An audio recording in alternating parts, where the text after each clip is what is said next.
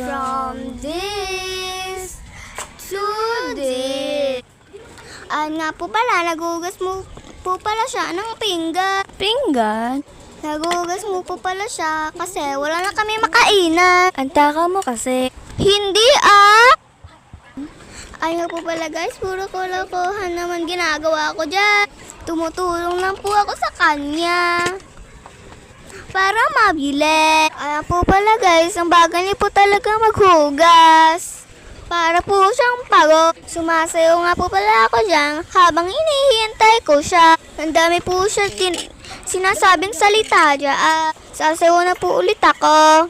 Ayan, parang baliw. OA. Sabihin niya po niya ulit, videohan ko po siya ulit. Ayan na naman.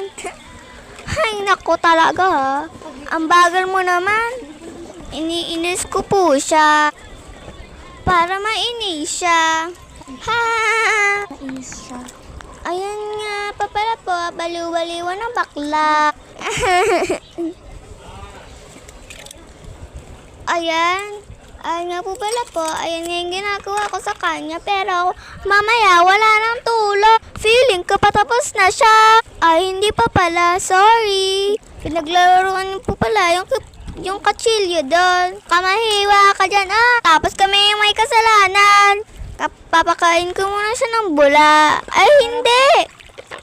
Ayan nga po, baka malapit na po siya ata. Ayan po, baliw-baliwan po ako dyan. Taas-taas pa.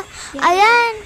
Nagsasayaw na naman ng tao. Hindi ako aalis. Ayan nga, ikot pa mo. Nahihilo ako. Ay, hindi. Ay, no. Ayan na naman, baka mahilo na naman. Ay, hindi. Ayan, nag-third pa ako. Ayan, malapit na po ata siya matapos. Arte mo na ulit ako. Aarte naman ulit na naman ako. Ayan, nag-third na naman ang bakla. May batok ako. Ay, bato pala. Walang tulog. Malapit na matapos. Di namin ala. Ay, hindi.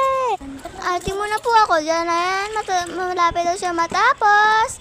At yung ate ko mukhang tae. Binuksan pa kasi yung tulo. At